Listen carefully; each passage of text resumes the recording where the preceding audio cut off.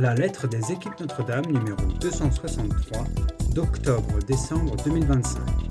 Appelé à être couple. Bienvenue à toutes et tous pour ce nouveau podcast de la lettre. Vous retrouverez le sommaire de cette lettre dans la description du podcast. Et pour y accéder, rien de plus simple, il vous suffit de cliquer sur le mot « plus » que vous trouverez après la description. Chaque article a un horodatage qui lui correspond.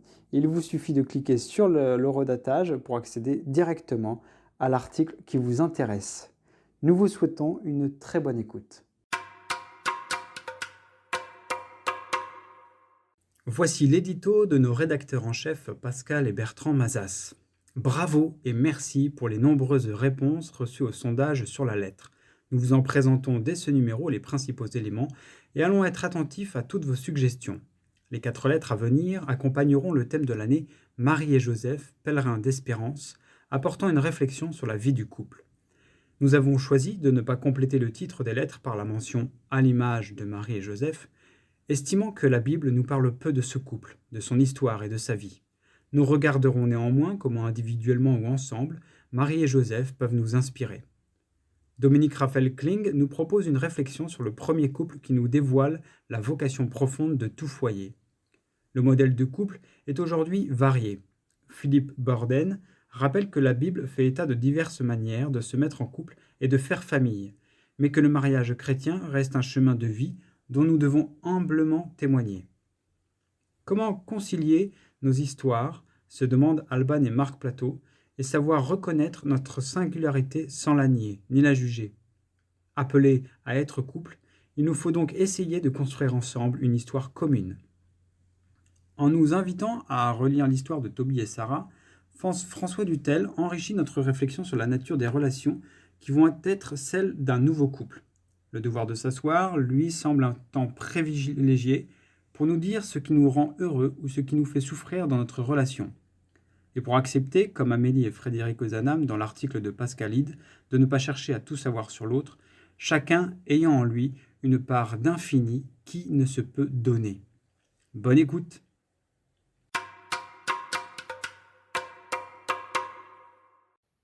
Billet de l'équipe responsable.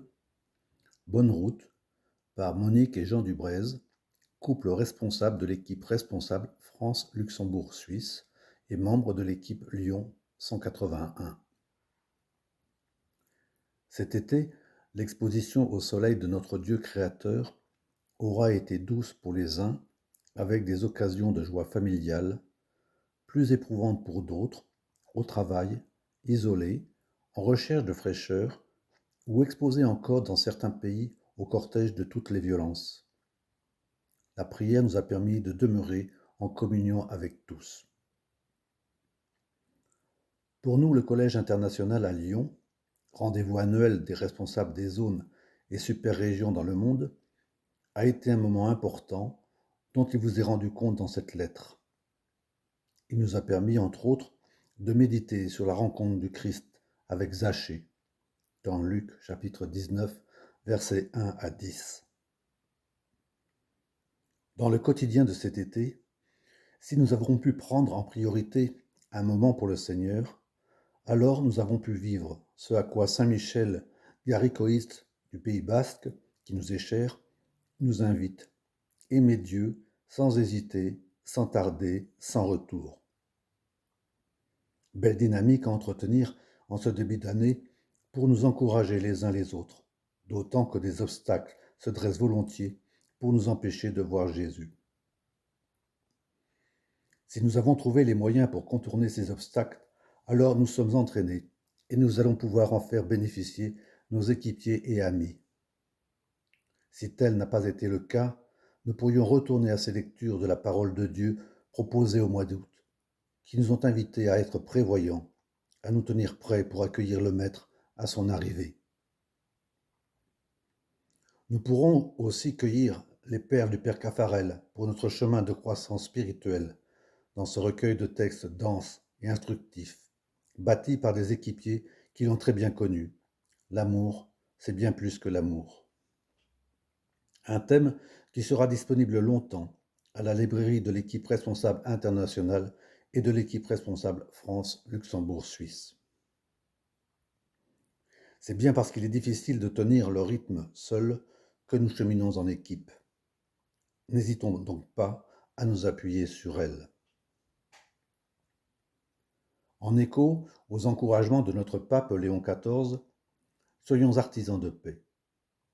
En ces temps où celle-ci est menacée, veillons à mesurer nos propos, à éviter le verbe haut qui blesse. Soyons porteurs de cette joie joyeuse que notre pape a prise pour exemple en interpellant les jeunes dans son homélie sur les disciples d'Emmaüs. Dieu a vaincu la mort et notre espérance est en lui. Dans cette dynamique, les pages de cette lettre nous introduisent au thème d'année proposé par l'équipe responsable France-Luxembourg-Suisse. Marie et Joseph, pèlerins d'espérance. Leurs attitudes, faites de crainte de Dieu, mais aussi de confiance au moment de l'Annonciation, nous instruisent. Nourris par la méditation de l'histoire du peuple de l'Alliance et passant, au-delà des inquiétudes et questionnements que suscite en chacun d'eux l'intervention de l'ange, ils s'engagent, portés par l'espérance avec la grâce de l'Esprit Saint. À l'imitation de Zachée, en ouvrant notre cœur au Seigneur, notre conversion peut s'opérer et nous ouvrir au salut. Aujourd'hui, le salut est entré dans cette maison. Puissions-nous aborder cette rentrée avec la certitude que notre salut est en Dieu et que les pas, même les petits, pour nous rapprocher de lui, ont de la valeur. De tout cœur, nous souhaitons que vous avanciez avec l'espérance de Marie et Joseph. Au centre de l'histoire du monde, le premier couple. Un article du père Dominique Raphaël Kling, OP, conseiller spirituel de l'équipe responsable France-Luxembourg-Suisse et conseiller spirituel de l'équipe Bordeaux 83 et Bordeaux 103. Tout couple est invité à être empreinte de Dieu. Tout couple chrétien est appelé à en être l'image.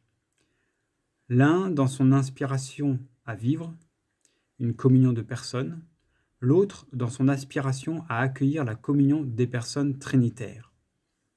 Dans une fine analyse, saint Jean-Paul II postule le mariage comme le sacrement premier, avant le péché originel, qui appartient à la tradition multiséculaire de l'Église, n'en déplaise à quelques penseurs contemporains. Le couple était destiné à être ministre de la vie spirituelle. Or, Marie est exempte du péché originel, mais sa grâce est chrétienne, car sa conception immaculée jaillit par prévenance de l'offrande du Christ en sa passion. Marie et Joseph sont ainsi le premier couple chrétien de l'histoire du monde. Leur mariage n'est pas un pieux simulacre ou un semblant de mariage. Pour le père Henri Caffarel, il est un vrai mariage, et même le mariage véritable et parfait. Ce chef-d'œuvre de Dieu est fondé sur le consentement libre et total de deux êtres qui s'aimaient comme jamais deux époux ne s'aimeront. Il s'établit sur une consécration totale à Dieu et sur la virginité du cœur. Dans le cas de Marie, cette consécration est une source antécédente.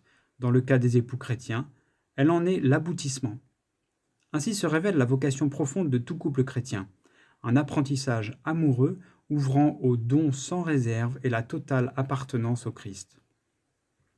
Notre fondateur ne présente-t-il pas cette virginité du cœur comme le fruit normal du mariage nouveau qu'est le mariage chrétien et comme un sommet vers lequel tous les époux sont appelés à cheminer ?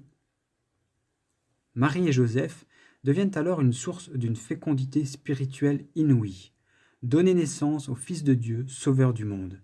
Cette inimaginable fécondité est précieuse pour révéler la vocation du couple chrétien. Il est appelé à une fécondité qui va au-delà de la simple multiplication de l'espèce humaine, en engendrant et en formant des enfants adorateurs en esprit et en vérité. Il rappelle aux foyers qui ne peuvent avoir d'enfants qu'ils sont eux aussi destinés à la croissance du corps du Christ et qu'ils ne sauraient être frustrés de la bénédiction qu'est la fécondité spirituelle. Puis, Joseph et Marie ont véritablement coopéré à l'œuvre de Dieu. Ils se sont entraidés pour accomplir les volontés et les préférences de Dieu, afin que la mission du Christ puisse se déployer. La maison de Nazareth constitua un vrai sanctuaire. La présence du Christ fait pareillement du foyer chrétien une petite église dont il est prêtre, prophète et roi, et transforme toutes les réalités conjugales et familiales. Les époux s'y sanctifient mutuellement, leur amour les stimulant à s'aider l'un l'autre, à progresser en sainteté. Première en son genre et modèle indépassable, la Sainte Famille dévoile la vocation profonde de tout foyer.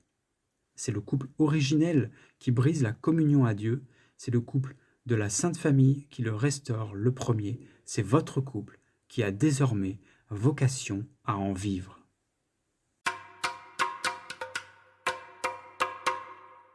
La lettre et moi, retour sur le sondage de juin 2025 par Pascal et Bertrand Mazas, rédacteurs en chef de la lettre des équipes Notre-Dame.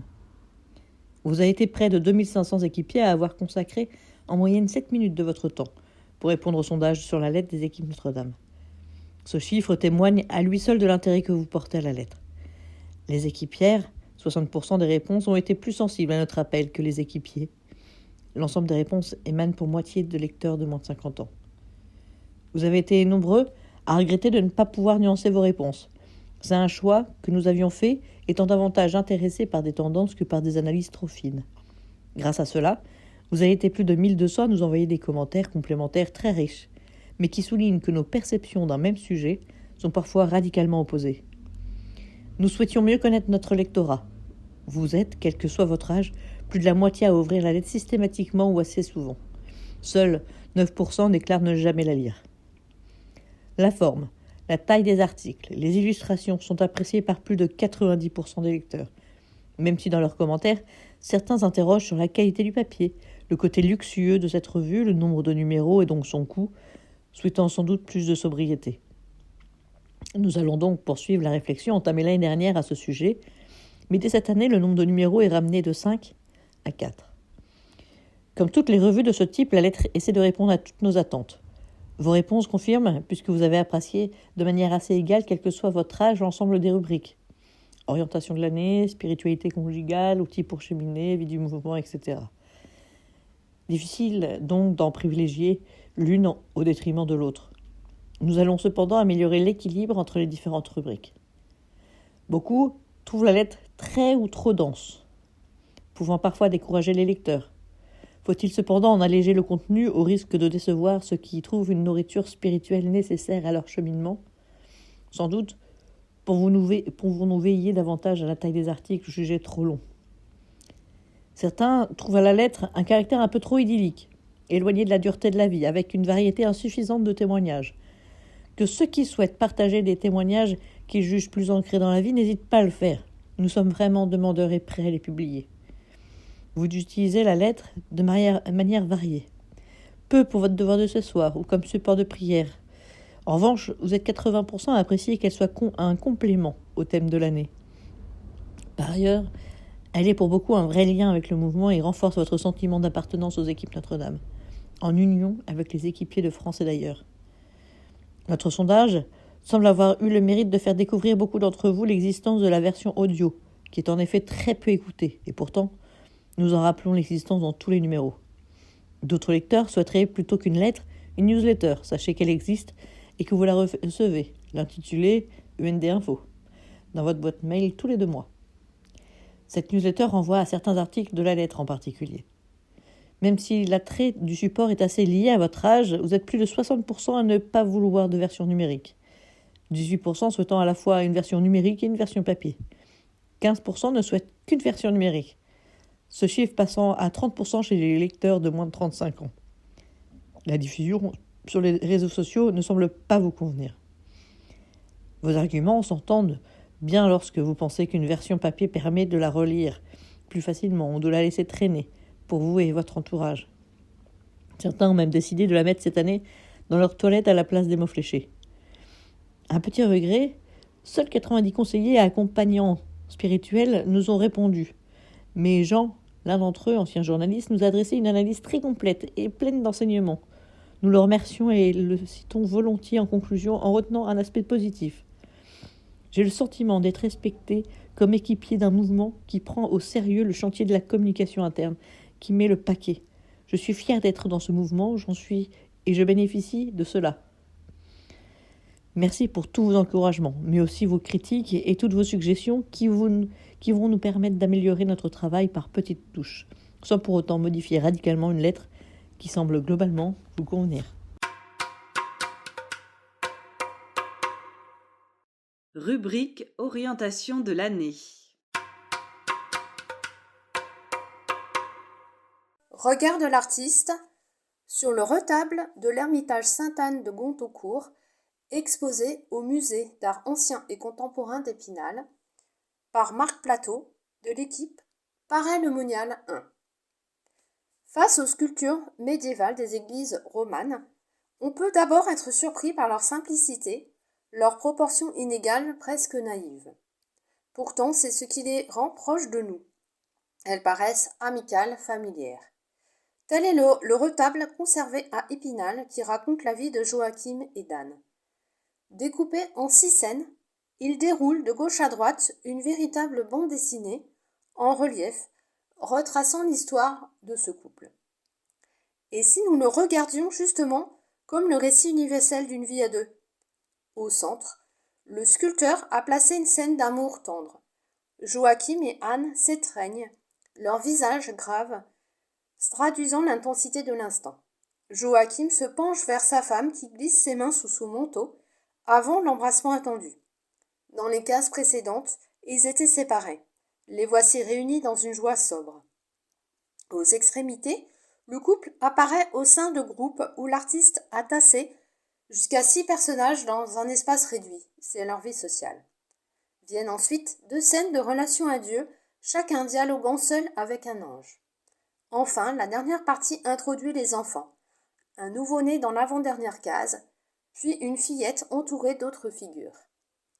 Ce retable nous offre un condensé la trajectoire d'un couple. Séparation et retrouvailles, solitude et fécondité, épreuve et joie partagée, sans oublier la présence de Dieu qui accompagne. Dans cette œuvre médiévale, chacun peut retrouver un reflet de sa propre expérience de la vie à deux. Retrouvez aussi l'histoire d'Anne et Joachim dans l'évangile apocryphe intitulé Protévangile de Jacques, source de la tradition de l'Église. Le mariage, un chemin de vie, un article de Philippe Borden, prêtre du diocèse de Nanterre et président de l'Institut pontifical Jean-Paul II à Rome. Dans notre société pluraliste, toutes les façons de se mettre en couple et de faire famille semblent possibles. Existe-t-il des équipiers qui ne soient pas concernés par cette réalité à travers leurs enfants, des membres de la famille, des amis? Ce contexte peut bousculer notre foi dans le sacrement de mariage qui est au fondement des équipes Notre-Dame. Le mariage hétérosexuel, monogame et pour la vie, fait-il partie du plan de Dieu? Ou bien est-il une invention humaine qui a fait sens pour des générations, mais qui serait une hypothèse parmi d'autres?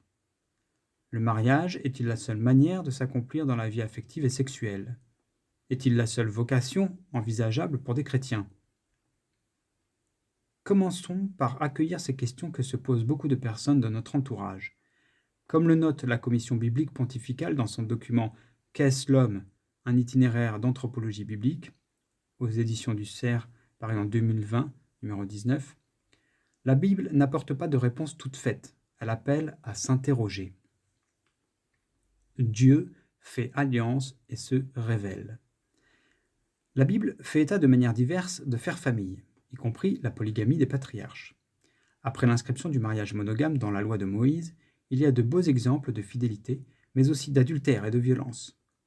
Face à cela, Jésus évoque ce qui était au commencement, l'action créatrice de Dieu qui perdure même quand le cœur humain s'endurcit.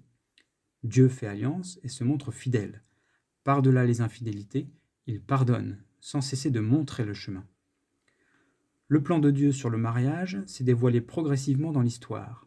Dieu dialogue avec les hommes en les invitant à partager sa vie. Il se révèle. Le prophète Osée parle de l'alliance à travers son couple touché par l'infidélité. Puisque Dieu pardonne, les époux sont appelés à faire de même. Le Cantique des Cantiques célèbre la beauté de l'amour, impétueux et fragile comme les sentiments. Dans cette révélation progressive, la raison humaine, créée par Dieu, a joué son rôle. Comment permettre à la vie affective de s'épanouir, d'échapper au piège de la sensualité, de gérer la fécondité, d'apporter sécurité aux enfants et à la société? La voie du mariage hétérosexuel et monogame s'est précisée. À la suite de Jésus, il continue d'être proposé à ceux qui découvrent l'Évangile. La vie de couple devient ainsi un espace pour découvrir Dieu et croître dans l'amour. Le père Caffarel l'a compris en écoutant et accompagnant les époux chrétiens. La vocation des équipes Notre-Dame est d'aider concrètement les couples à puiser au mystère divin de l'amour dans le mariage et à l'annoncer par toute leur vie.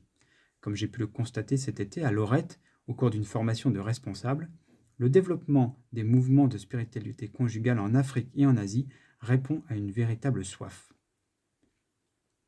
Le mariage, mais aussi la famille. Les synodes sur la famille en 1980 et en 2014-2015 ont élargi la problématique du couple à la famille. De fait, la Bible contient des histoires familiales compliquées qui racontent la fidélité de Dieu malgré tout. L'Église fête la Sainte Famille, Jésus, Marie et Joseph, et pas le Saint Couple. À Lorette, on se recueille dans la Sainte Maison de Marie. Depuis l'Annonciation et la Nativité jusqu'à la Croix et la Pentecôte, la relation entre Jésus et Marie est unique. La place de Joseph est différente. Marie et Joseph orientent vers la Sainte Famille, où Jésus, dont le nom signifie Dieu sauve, est au cœur du mystère. Ce déplacement du couple vers la famille donne à méditer et à vivre aux équipes Notre-Dame. La famille d'origine demeure bien présente dans la famille que l'on a fondée. C'est un motif de discernement pour le couple. Comment vivre le lien aux vieux parents, à la fratrie, à la famille élargie? L'amour du couple est parfois mis à l'épreuve. Chacun a une famille d'origine, mais tous ne fondent pas une famille. Le phénomène ancien du célibat prend aujourd'hui la forme de la vie en solo. Les familles d'origine sont marquées par leur culture, de plus en plus souvent par le divorce, parfois par l'homosexualité d'un de leurs membres. Que l'on fonde ou non une famille, la famille d'origine restera un repère. D'où l'importance de l'éducation qui fait des époux des coopérateurs de l'amour du Dieu créateur et comme ses interprètes. Le mariage est un chemin de grâce. Ce contexte pluraliste incite à reconnaître encore davantage que le mariage est une grâce. Comme le dit Vatican II, le Sauveur des hommes, époux de l'Église, vient à la rencontre des époux chrétiens par le sacrement de mariage. Il les soutient pour vivre la fidélité. La prise de conscience de l'action de la grâce divine incite les époux à être humbles et remplis d'espérance. Dans les joies et les épreuves de leur vie de couple et de famille, le sacrement de mariage restera un lieu de révélation, car Dieu est fidèle. Pourquoi certains découvrent-ils que le mariage est un chemin de vie, tandis que d'autres passent à côté? Lorsque religion et sexualité sont moins encadrées par la société, le mystère du mariage et du célibat rejoint celui de la foi. Seuls comprennent ceux à qui cela est donné. La mission des équipes Notre-Dame n'en est que plus pressante. Soutenir les équipiers pour qu'ils puissent, sans jamais écraser, témoigner de la miséricorde de Dieu pour eux-mêmes et pour tous.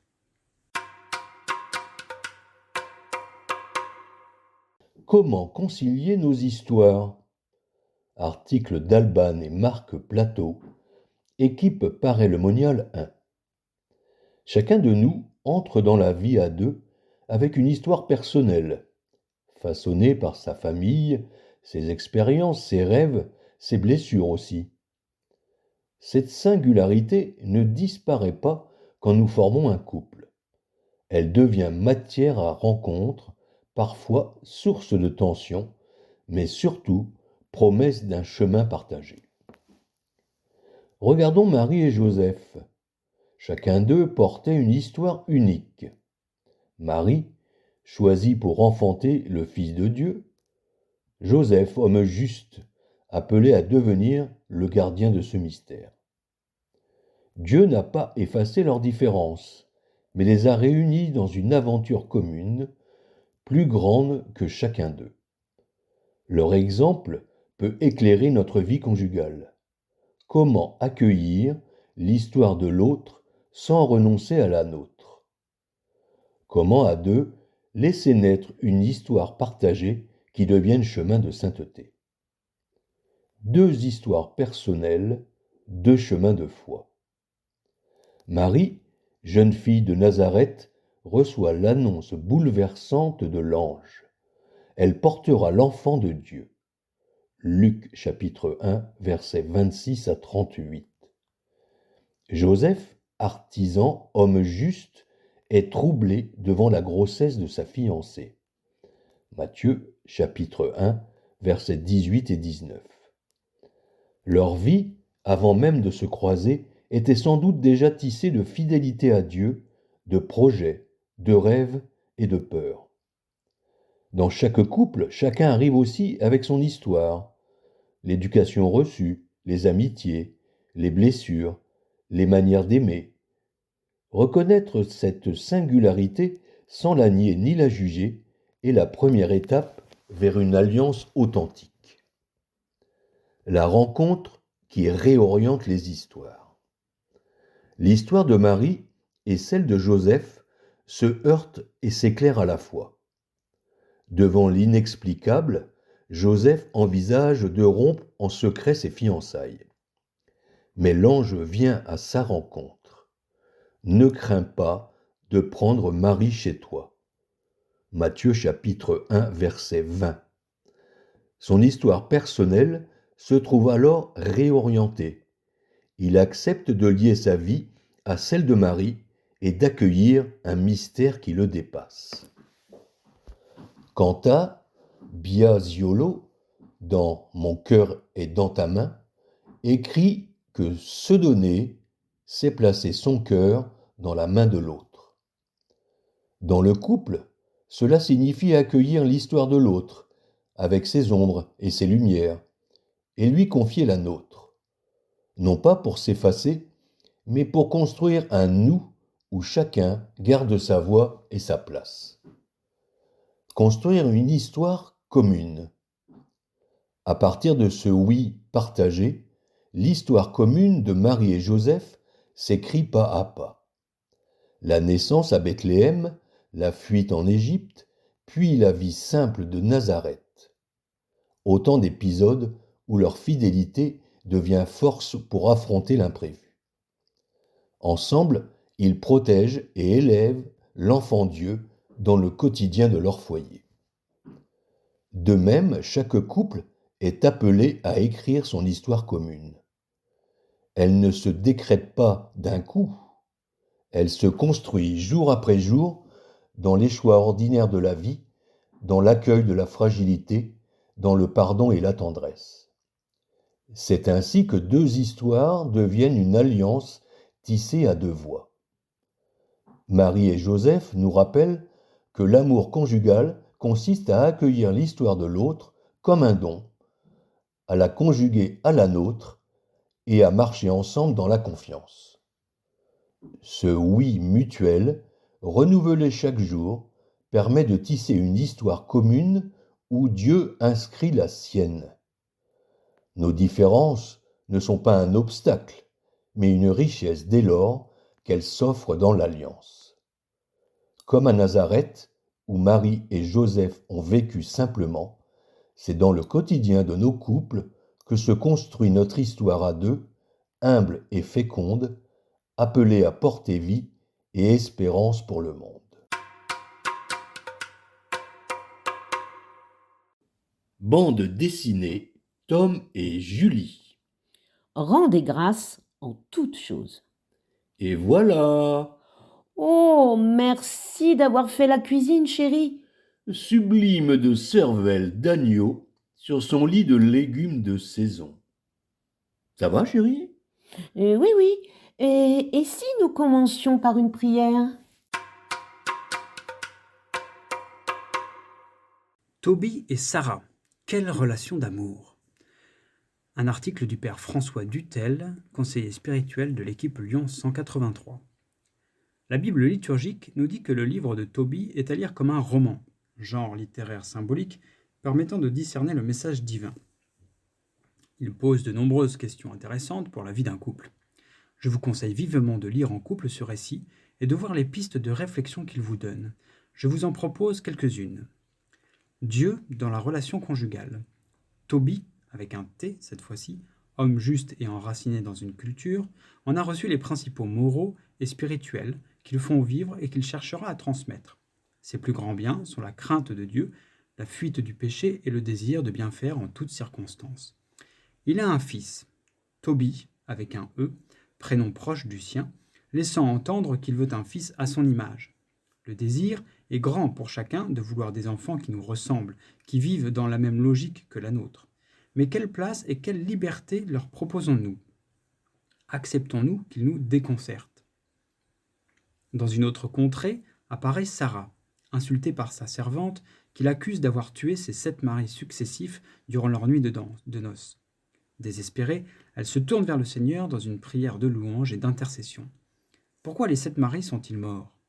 La suite du récit nous apprendra que les relations conjugales n'étaient pas conformes à la volonté de Dieu, mais simplement de type affectif et érotique.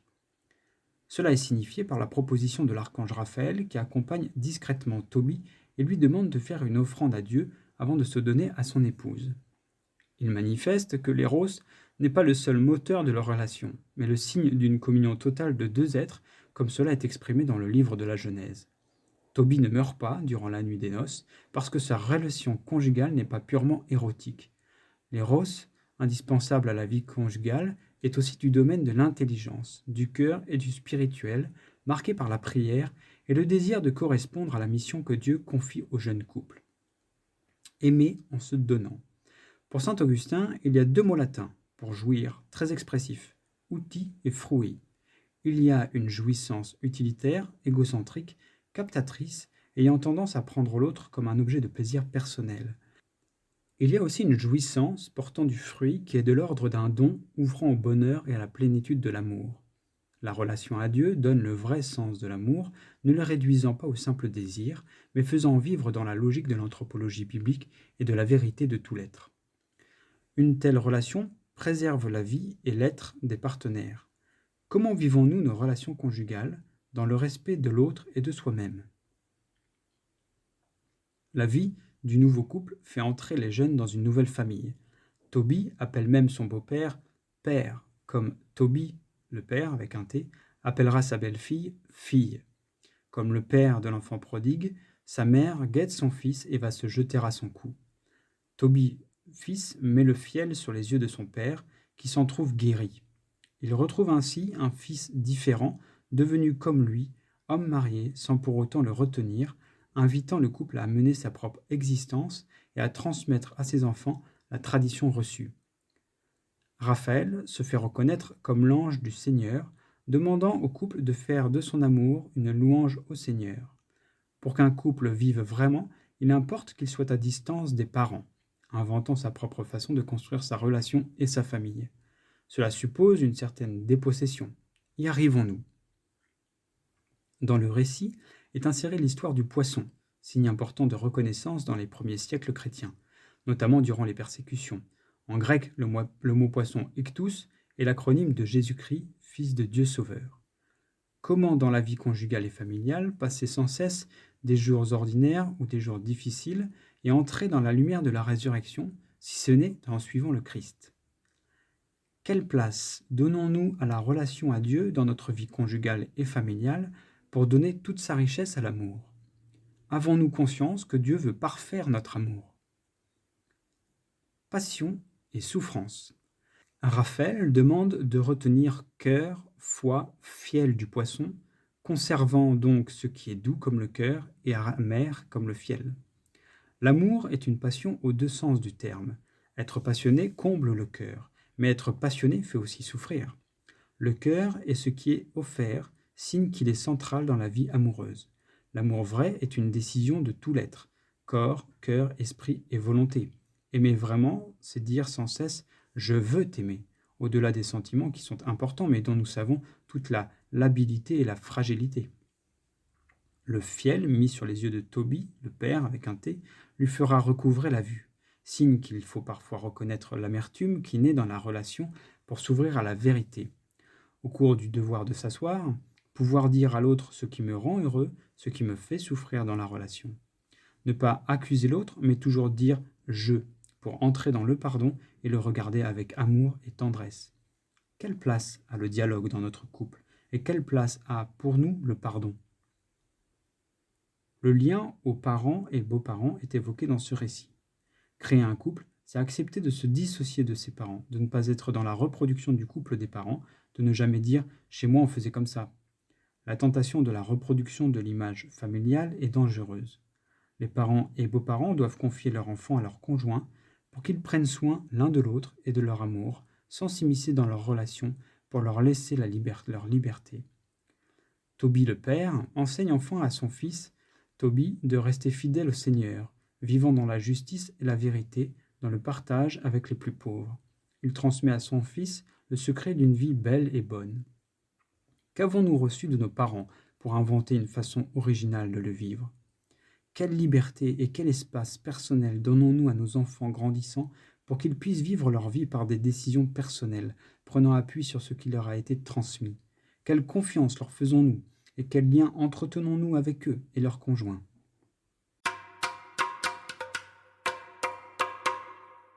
Ils n'ont pas envie de se marier, du pape François. Extrait de l'audience générale du 29 avril 2015, place Saint-Pierre à Rome. De nombreux jeunes sont conduits à renoncer au projet même d'un lien irrévocable et d'une famille durable. Je crois que nous devons réfléchir de façon très sérieuse à la raison pour laquelle tant de jeunes n'ont pas envie de se marier. Il y a cette culture du provisoire. Tout est provisoire, il semble qu'il n'y ait rien de définitif. Le fait que les jeunes ne veulent pas se marier est une des préoccupations qui apparaissent aujourd'hui. Pourquoi les jeunes ne se marient-ils pas? Pourquoi préfèrent-ils souvent un concubinage et très souvent à responsabilité limitée? Pourquoi beaucoup de personnes, également parmi les baptisés, ont-elles peu de confiance dans le mariage et dans la famille? Il est important de chercher à comprendre si nous voulons que les jeunes puissent trouver la voie juste à parcourir. Pourquoi n'ont-ils pas confiance dans la famille? Les difficultés ne sont pas seulement à caractère économique, bien que celles-ci soient vraiment sérieuses. Beaucoup de personnes considèrent que le changement qui a eu lieu ces dernières décennies s'est amorcé à la suite de l'émancipation de la femme. Mais même cet argument n'est pas valable, cela est faux, cela n'est pas vrai. C'est une forme de machisme qui veut toujours dominer la femme. Nous faisons la piètre figure qu'a faite Adam quand Dieu lui a dit « Mais pourquoi as-tu mangé le fruit de l'arbre » et qu'il a répondu « La femme me l'a donné, et la faute est attribuée à la femme. Pauvre femme, nous devons défendre les femmes. » En réalité, presque tous les hommes et les femmes voudraient une sécurité affective stable, un mariage solide et une famille heureuse. La famille est au sommet de tous les critères de satisfaction chez les jeunes. Mais par peur de se tromper, beaucoup d'entre eux ne veulent même pas y penser. Bien qu'étant chrétiens, ils ne pensent pas au mariage sacramentel, signe unique et irremplaçable de l'alliance, qui devient témoignage de la foi. C'est peut-être précisément cette peur de l'échec qui représente le plus grand obstacle à l'accueil de la parole du Christ, qui promet sa grâce à l'union conjugale et à la famille. Merci Seigneur pour notre couple. Marie-Gabrielle et Guillaume Régent, équipe Romorantin 2, témoignage. Fort de nos 21 ans de mariage, nous regardons le passé avec beaucoup de reconnaissance pour les dons que nous avons reçus et regardons aussi l'avenir avec espérance. Mariés pour la vie. Au même titre que le prêtre qu'il est pour l'éternité, nous aimons garder à l'esprit ce don du sacrement de mariage pour toute la vie de notre couple. Devant la force de ce que nous avons reçu et le grand cadeau de nos 5 enfants, comment ne pas remercier Dieu? Ce que nous avons construit ne pouvait l'être sans la participation active et la volonté de chacun. Pour nous, le mariage est une vocation au sens fort. Être couple, être parent, sous le regard de Dieu, avec l'aide de sa grâce. Pourtant, il y a eu des difficultés et il y en aura encore. Des soucis de santé, des problèmes professionnels, des incompréhensions, des difficultés dans l'éducation des enfants.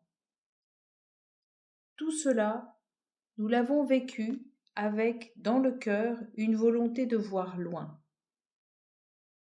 Nous aimons prendre chacun, quand cela est possible, une pause individuelle lors d'une retraite et nous ressourcer.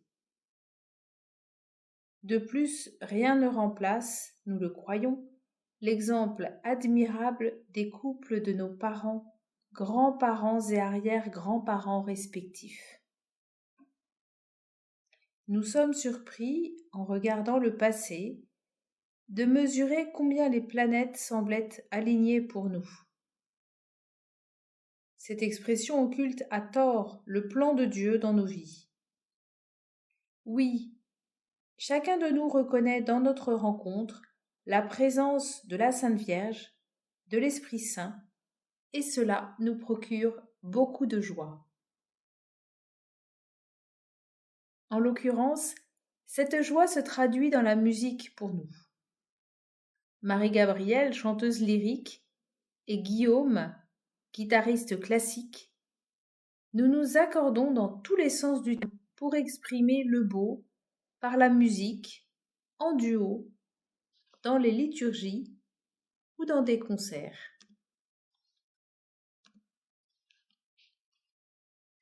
Enfin, notre fierté réside dans la croissance de nos enfants, fruit de notre amour et don de Dieu.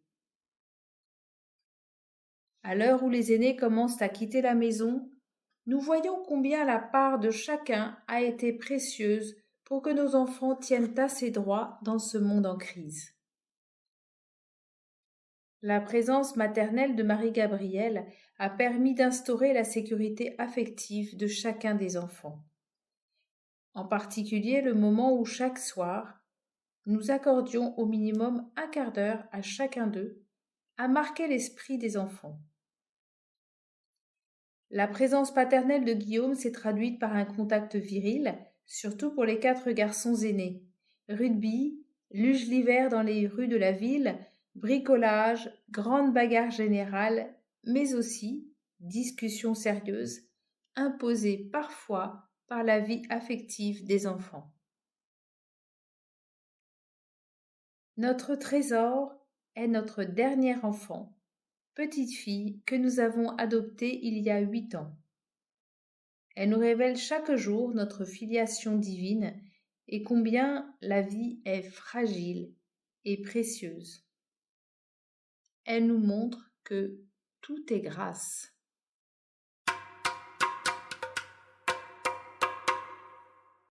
Rubrique Spiritualité conjugale. Peut-on pénétrer l'âme de celui qu'on aime? Un article de Pascal Hide, prêtre du diocèse de Paris. Les turbulences n'affectent pas tous les couples. En revanche, tous connaissent l'épreuve de la différence. Tôt ou tard, les conjoints font la douloureuse expérience que, si grand soit leur amour, le « je » ne peut pas se mesurer au « tu ». C'est ce que relève et révèle ce fragment non daté d'Amélie Ozanam. Dans la jouissance de l'amour se mêle une souffrance très réelle quand on aime fortement. L'impuissance de pénétrer l'âme de celui qu'on aime. Dans les courts instants du plus entier abandon intime et de la confusion de 2 amours, on est en possession du corps, mais on ne possède de l'âme que ce qui s'échappe par les yeux et ce que la parole en livre. Mais ce n'est pas encore l'âme tout entière. Il y a quelque chose d'inconnu, d'infini, qui ne se peut donner et qui ne se peut saisir, ni pénétrer. De là l'immense tristesse inexprimable qui se glisse dans les moments les plus intimes, épanchements, et qui domine la fin des plus vifs moments de bonheur. Ce n'est pas la satiété, mais l'irrésistible désir d'aller au-delà. Et je ne saurais m'expliquer pourquoi je n'ai jamais désiré plus vivement mourir que quand j'étais heureuse, non pas par besoin de délivrance, comme je l'ai éprouvé dans la douleur, mais comme une soif de quelque chose d'inconnu. C'était le fragment numéro 21 d'Amélie dans Correspondance de Frédéric Ozanam et Amélie sous la croix, aux éditions Léonard de Corbiac, en 2018, page 827. Une souffrance réelle. Le propos d'Amélie jaillit tout droit de son expérience intime. En effet, elle demeure discrète et ne parle pas directement de Frédéric, car nul, à l'époque, n'évoquait son intimité physique hors de son couple. Son constat est donc un témoignage. Avec une grande précision, l'épouse parle d'une souffrance très réelle, une immense tristesse inexprimable. Cette souffrance ne naît pas d'une mésentente, encore moins d'une crise, puisqu'elle est éprouvée par les personnes qui s'aiment fortement, voire elle se glisse dans les moments des plus intimes épanchements. D'où provient donc cette souffrance? De l'impuissance de pénétrer l'âme de celui qu'on aime. Pour mieux comprendre son propos, on pourrait faire appel à une distinction métaphysique, celle du fond et de la manifestation. Concrètement, notre visage, la manifestation, exprime notre cœur, le fond. En même temps, il ne peut l'épuiser. Notre intimité demeure toujours plus riche que ce que les mots et les gestes pourront en révéler. Amélie ne dit rien d'autre. On ne possède de l'âme que ce qui s'échappe par les yeux et ce que la parole en livre. Elle oppose l'âme, le fond et le cœur, au double langage, la manifestation, du corps et des mots, pour souligner le hiatus entre ce qui se dit au dehors et ce qui est ressenti en dedans. Une part d'infini qui ne se peut donner. Ainsi, cette souffrance naît de l'amour lui-même. Aimer, c'est se donner. Or, celui qui aime fait l'expérience qu'il ne peut jamais tout donner, même dans les courts instants du plus entier abandon intime. Amélie évoque une autre raison. Il y a en nous une part d'infini qui ne se peut donner. Ce fond infini qui se communique est lui-même incommunicable. Cette impuissance doit-elle conduire à désespérer? Les philosophes ont creusé le fossé entre les êtres jusqu'à parler de leur incommunicabilité. C'est trop dire.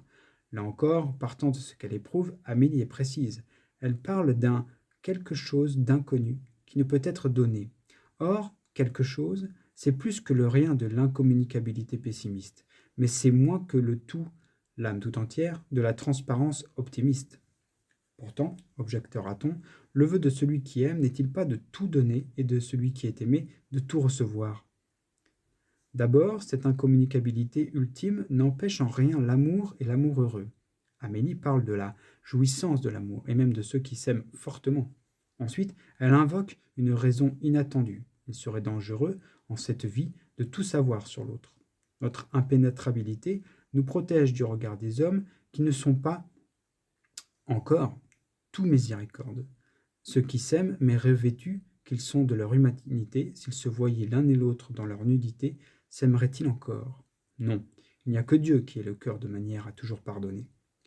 Un mystère à creuser. Elle ajoute une autre cause, qui, de prime abord, semble une concession dramatisante ou romantique.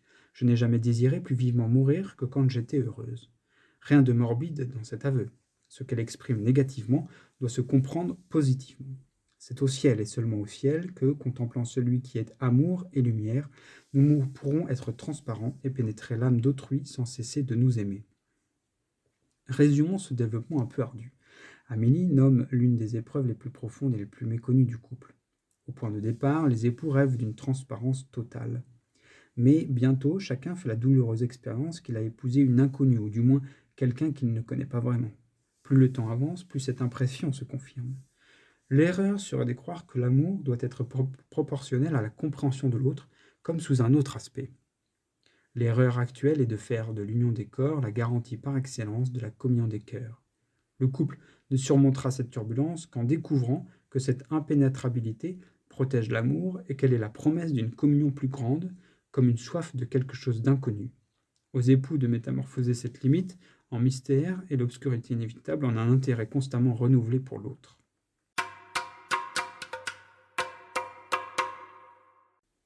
Mille façons de donner.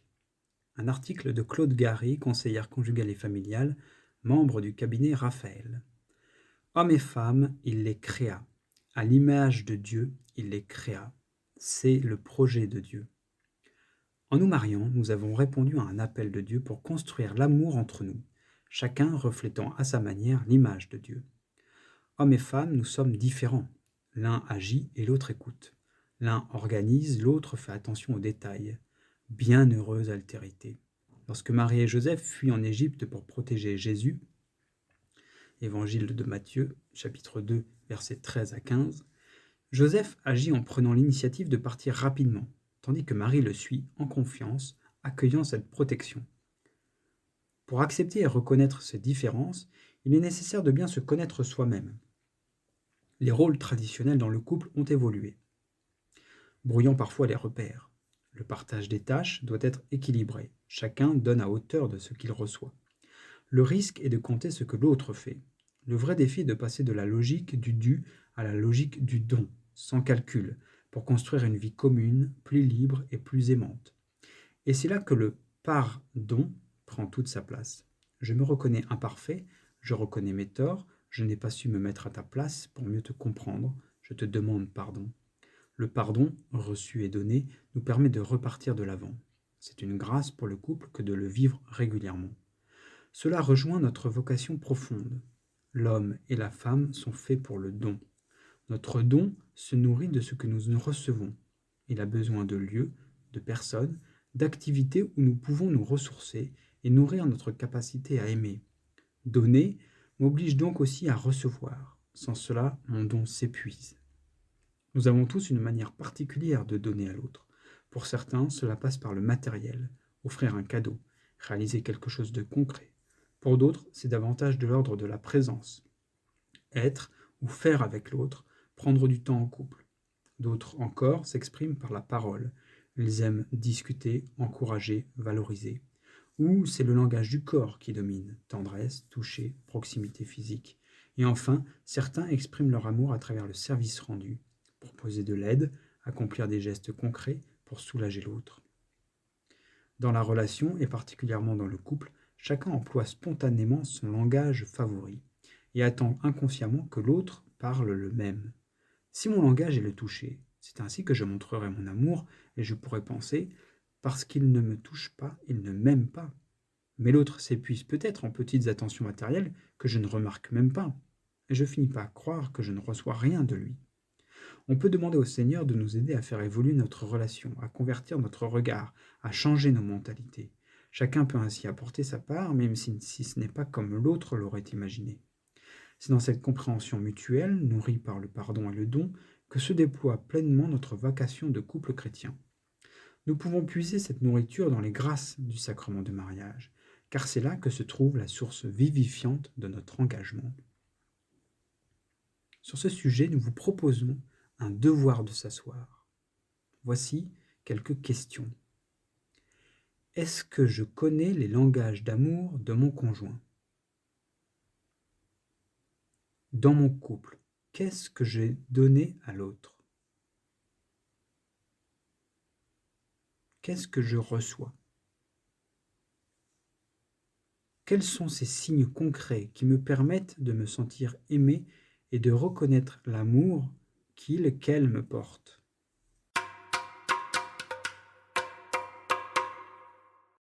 Est-ce bien lui? Est-ce bien elle? Article de Renaud et Lucille Jean-Jean et Pierre-Laurence Frings, jésuite. Co-animateur de session au Centre spirituel jésuite Morez. La volonté de discerner. Ils ont entre 20 et 70 ans, ils se connaissent depuis 6 mois ou 10 ans, et ils osent se poser 2 jours côte à côte pour faire le point. Nous les nommons binômes pour neutraliser le statut qu'ils se donnent, copains, compagnons, fiancés, et les aider à personnaliser leurs réflexions. L'un songe à quitter ce compagnon de route, l'autre voudrait un engagement formel, public. Il leur est parfois doux d'être ensemble, mais ils peuvent avoir l'impression de stagner sans choisir un chemin.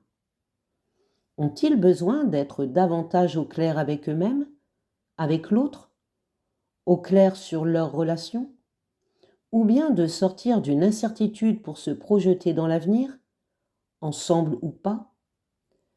Depuis de nombreuses années, nous les accueillons dans nos centres spirituels jésuites, dans les week-ends « Est-ce bien lui ? Est-ce bien elle ?» Ces week-ends visent à les aider à discerner sous le regard de Dieu en vue de prendre une décision à la fin du week-end.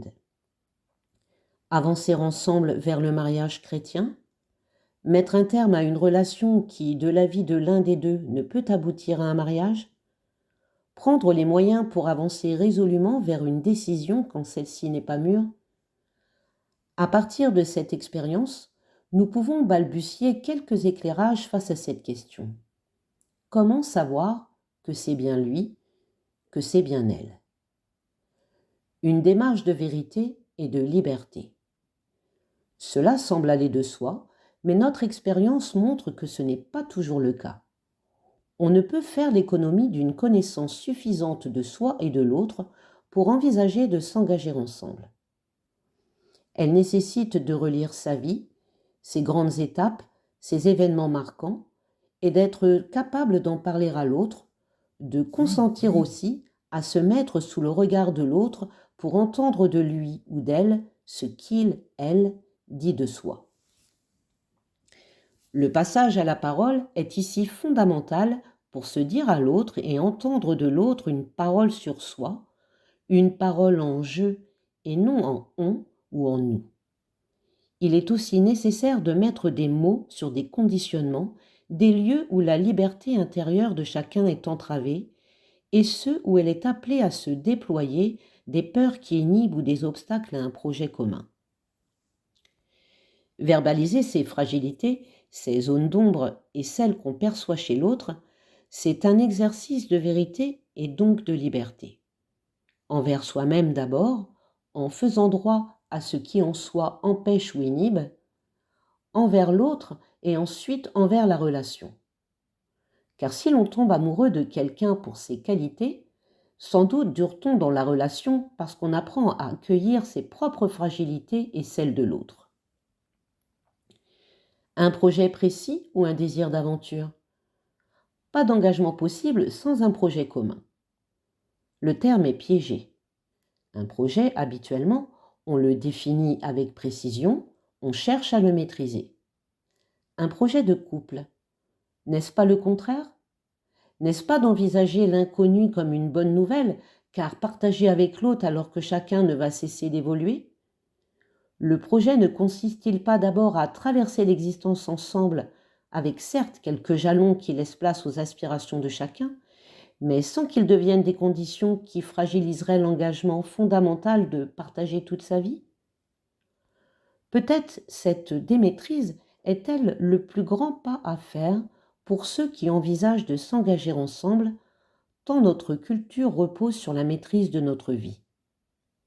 Et sans doute est-ce aussi là que, pour franchir ce pas, la foi en un Dieu présent et actif dans nos histoires permet à la fois d'exprimer une demande et de recevoir une aide. Des questions à se poser individuellement.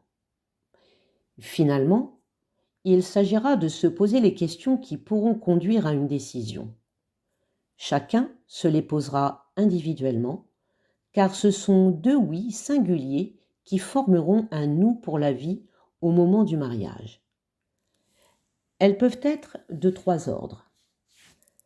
Y a-t-il un empêchement insurmontable qui ferait obstacle à un engagement? Par exemple, du côté de la loyauté ou du désir d'ouverture à l'autre, l'existence du ten alerte mettra fin à la relation. Ensuite, nos points communs me permettent-ils d'envisager avec bonheur la vie commune? Est-ce que je vis nos différences avec bonheur comme un moyen de m'enrichir et de grandir, ou sont-elles un fardeau qui m'étouffe? Notre relation me fait-elle grandir? Me rend-elle plus libre? Me permet-elle de devenir davantage moi-même, ou bien me fait-elle faire le grand écart? Me rétrécit-elle? M'enferme-t-elle? Et finalement, est-ce que je perçois que la vie m'est donnée dans notre relation et que l'appel de la vie, et donc du Dieu de la vie, consiste à m'engager avec toi pour que la vie en jaillisse? Quand il s'agit de s'engager pour la vie, ces questions n'interrogent pas une liste de critères. Il convient plutôt d'aller voir du côté du désir. Rubrique Nos outils pour cheminer. Un devoir méconnu par le père Henri Caffarel, fondateur des équipes Notre-Dame.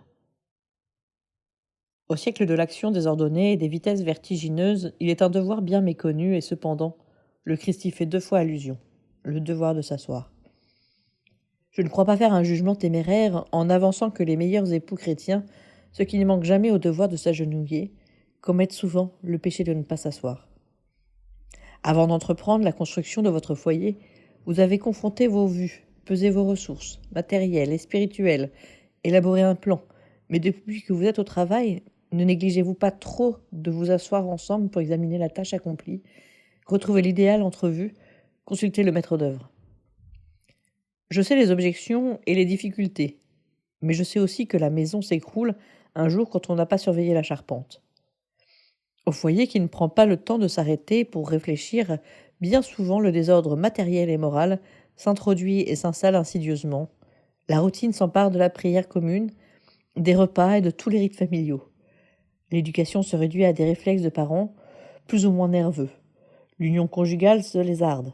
Ces différences, ces déficiences et beaucoup d'autres s'observent non pas seulement chez les foyers sans formation, chez ceux qui sont ignorants des problèmes de l'éducation, de la spiritualité familiale, mais souvent chez ceux-là même qui sont considérés comme des compétences ES sciences familiales et le sont en effet théoriquement.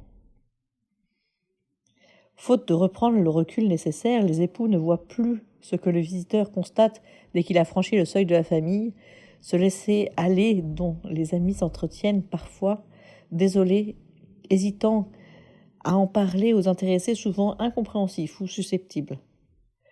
Pour éviter le danger de l'enroutinement du foyer, il est un autre moyen dont je vais vous entretenir un peu plus longuement. Prenez votre agenda et comme vous y inscrivez un concert ou une visite à des amis, notez un rendez-vous avec vous-même. Qu'il soit bien entendu que ces 2 ou 3 heures sont tabous, disons sacrées. C'est plus chrétien. Et n'admettez pas qu'une raison qui ne vous ferait pas supprimer une soirée en ville ou décommander un dîner d'amis chez vous vous fasse manquer un rendez-vous pris avec vous-même. Comment utiliser ces heures ? Tout d'abord, décidez que vous n'êtes pas pressé. Une fois n'est pas coutume. Quittez le rivage, allez en haute mer, il faut à tout prix changer le cadre et oublier les préoccupations. Lisez ensemble un chapitre bien choisi d'un livre mis en réserve pour cette heure privilégiée. C'est peut-être la Bible, Pilote de guerre de Saint-Exupéry, Histoire sainte de Daniel Robs, Peggy de Romain Rolland, etc.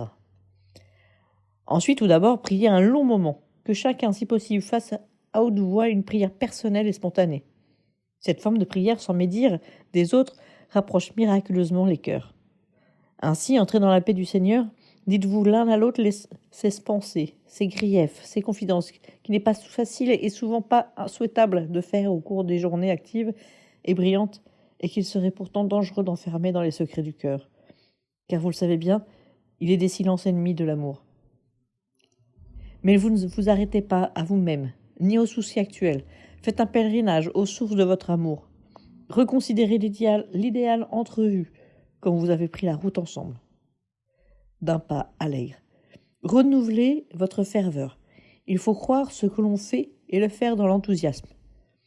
Puis revenez au présent, confrontez idéal et réalité, faites l'examen de conscience du foyer. Je ne dis pas votre examen de conscience personnel. Prenez les résolutions pratiques et opportunes pour guérir, consolider, rajeunir, aérer, ouvrir le foyer. Apportez à cet examen lucidité et sincérité. Remontez aux causes du mal diagnostiqué. Pourquoi ne consacreriez-vous pas aussi quelques instants à méditer sur chacun de vos enfants, en demandant au Seigneur de mettre son œil dans votre cœur, selon sa promesse, afin de les voir et de les aimer comme lui, pour les conduire selon ses vues. Et enfin et surtout, demandez-vous si Dieu est premier servi chez vous. Si le reste du temps, faites ce qu'il vous plaît, mais je vous en prie, ne retournez pas au ravaudage ou à la radio. Vous n'avez plus rien à dire ? Taisez-vous ensemble. Ce ne sera peut-être pas le moment le moins profitable ? Souvenez-vous, en effet, de ce mot de Maeterlinck. Nous ne nous connaissons pas encore, nous n'avons pas encore osé nous taire ensemble. Il sera très important de faire le compte-rendu écrit de ce qui a été découvert, étudié, décidé au cours du rendez-vous, mais cela peut être fait après par l'un des deux, et vous le relirez ensemble au prochain rendez-vous. Le chapelet pour confier nos vies à l'intercession de Marie, par Charlotte de Camaret. Loin d'être une prière uniquement mariale, répétitive et lassante, le chapelet est une arme redoutable et si simple à utiliser, dont la Vierge Marie demande la prière en tous les lieux où elle est apparue. La forme matérielle nous aide à dire cette prière si puissante. On peut prier soit un chapelet, c'est-à-dire un cycle de 5 dizaines, soit un rosaire entier qui comprend 4 chapelets. Libre à chacun de dire le nombre de chapelets qu'il souhaite. Le chapelet est une prière christique, toute tournée vers Jésus par Marie. Je crois en Dieu, notre Père, je vous salue Marie, gloire au Père. Des thèmes se rapportant à tous les moments importants de la vie de Jésus sont proposés à chaque dizaine. Marie, ainsi, s'efface et laisse toute la place à son Fils par ces thèmes qu'on appelle des mystères. Chaque dizaine a son mystère et on peut y inclure les intentions du pape, de l'Église, du monde, celles que des personnes nous confieront ou nos propres intentions qui prennent leur source avec précision dans le mystère qui soutient notre prière. Chaque mystère a un fruit, une grâce qui naît dans la demande. Le chapelet est la prière la plus récitée dans le monde, en groupe ou seul et en tout lieu. Je ressens toujours par cela une communion très forte avec l'Église, mais aussi avec toutes les personnes du monde entier. Sachant que le chapelet est prié à toute heure et partout dans le monde, je sens en moi une union très particulière avec toutes les situations douloureuses ou joyeuses que chacun porte. La paix, les malades, les détresses, les mourants, les vocations, les épreuves, les jeûnes, la louange de remerciement et tant d'autres intentions. Le plus important est que je sens Dieu présent par Marie. Il y a à chaque fois des grâces reçues, la paix intérieure, des dénouements, des réponses, des miracles, une grande joie. Pas de chapelet sans réponse. Dieu par Marie nous répond toujours. Quand je prie pour une personne, parfois je le lui écris par SMS et je ne suis plus seule à prier. C'est comme si la personne était près de moi. La réponse de cette personne est toujours une réponse de paix, de réconfort. Alors je sais que Dieu veille et agit. La prière du chapelet porte toujours des fruits dans notre vie et dans celle des autres, jusque sur le monde, même si on ne le réalise pas toujours. Comme nous l'enseignent les évangiles où Jésus a pu guérir une personne grâce à sa foi et son abandon à la volonté du Père, c'est par notre foi et notre abandon en sa volonté que Dieu peut agir en nos vies et en celles des personnes que nous confions à l'intercession de Marie. Pour cheminer, nous vous proposons 2 livres ainsi qu'un film. Le premier livre est de Quentin Biasiolo aux éditions Sorbonne Université Presse, 5,90 €, 116 pages. Son titre est « Mon cœur est dans ta main », sous-titre « L'amour à l'épreuve du temps ». De nos jours, il est surprenant, sinon subversif, de faire paraître un essai qui s'intéresse à la durabilité de l'amour. C'est pourtant ce qu'a osé Quentin Biasiolo, enseignant au lycée Sainte-Geneviève de Versailles. Il s'appuie sur de nombreuses références littéraires, notamment tirées de la nouvelle Héloïse, le roman de Jean-Jacques Rousseau, auquel il emprunte son titre magnifique. Partant du constat contemporain que nous ne savons pas aimer, il interroge la passion amoureuse, les relations entre le moi et le sentiment amoureux pour développer la thèse enthousiasmante que l'amour a le pouvoir de nous perfectionner grâce à l'autre, sans le consommer ni finir par s'en détacher. Il démontre ainsi que, loin du cliché de l'union vue comme une entrave, l'amour est ce lieu unique, solide point d'appui à partir duquel le moi peut, autant qu'il veut, s'étendre et rayonner. Pour lui, c'est aussi ses pouvoirs ou vouloir être faibles ensemble peut-être, mais à la condition de ne pas négliger, alors quelle force peut ensuite résulter d'une telle mise en commun. Un essai revigorant qui mêle philosophie et littérature, à lire de 16 à 90 ans. C'était une proposition d'Alban Plateau de l'équipe Paray-le-Monial 1. Deuxième livre de sœur Anne Lécu aux éditions Bayard, paru en 2020, 14,90 €, 173 pages. Le titre est « Et vous, les arbres et les animaux, bénissez le Seigneur ». Anne Lécu, religieuse dominicaine, nous invite à une promenade sur les sentiers de la Bible auprès des arbres et des animaux qui la peuplent. À la suite d'un texte sacré, elle décrit l'arbre ou l'animal évoqué et conclut avec délicatesse sur ce que cela peut nous suggérer dans notre vie quotidienne. 2 exemples. La prière du chêne, dans la Genèse, chapitre 18, versets 1 à 5. « Arbre harmonieux, le chêne est haut et large. Il relie le ciel à la terre, mais aussi à l'horizon. » L'autrice conclut « Peut-être le chêne nous invite-t-il à une prière extrêmement simple et paisible pour que Dieu bénisse ce monde que nous aimons. » Ensuite, la prière de l'âne, par exemple, de l'évangile de Luc, chapitre 19, versets 29 à 31. « L'anti-cheval, par excellence, il est lent et besogneux, les enfants peuvent le monter sans difficulté. » L'autrice conclut « Voilà toute la prière de l'âne, être disponible, libre pour l'unique maître qui a besoin de chacun sans exception et ne craint pas de nous détacher de nos piquets et de nos chaînes pour le servir et pour l'aider. » Héros discret des textes sacrés, cette faune et cette flore nous enseignent une manière d'habiter notre relation à Dieu. J'ai aimé ce livre, nous dit Pascal Mazas de l'équipe Lyon 83, qui permet d'entrer dans la Bible de manière originale. Le film que nous vous proposons, qui est proposé par Marc Plateau de l'équipe Paray-le-Monial 1, est Matérialiste, sorti en 2025, réalisé par Céline Song. Ce n'est pas la première fois que la réalisatrice Céline Song s'intéresse aux relations de couple dans leurs formes les plus contemporaines. Dans Matérialiste, l'héroïne est une matchmaker, on aurait dit une employée d'une agence matrimoniale il y a quelques années, dont la clientèle aisée cherche à trouver l'âme sœur. Avec conscience professionnelle, elle organise des rendez-vous, des appariements pour faire aboutir des mariages. Mais alors qu'un incident perturbe sa vie professionnelle, le doute s'immisce dans l'esprit de la jeune femme. Le mariage n'est-il qu'un business, une histoire de critères physiques et sociaux? La réussite d'une vie est-elle de trouver un bon parti, c'est-à-dire un conjoint beau, riche et bien portant? La jeune fille s'interroge alors aussi sur sa propre vie amoureuse. Voilà une histoire qui peut sembler un peu kitsch, mais dans une époque cynique et désabusée, elle ose représenter une jeune femme qui se dit que finalement, le mariage sans les sentiments, ce n'est pas pour elle, que ça ne peut pas marcher, et que l'amour vaut toutes les richesses. En arrière-plan, le commerce des applications de rencontres est aussi questionné de manière subtile.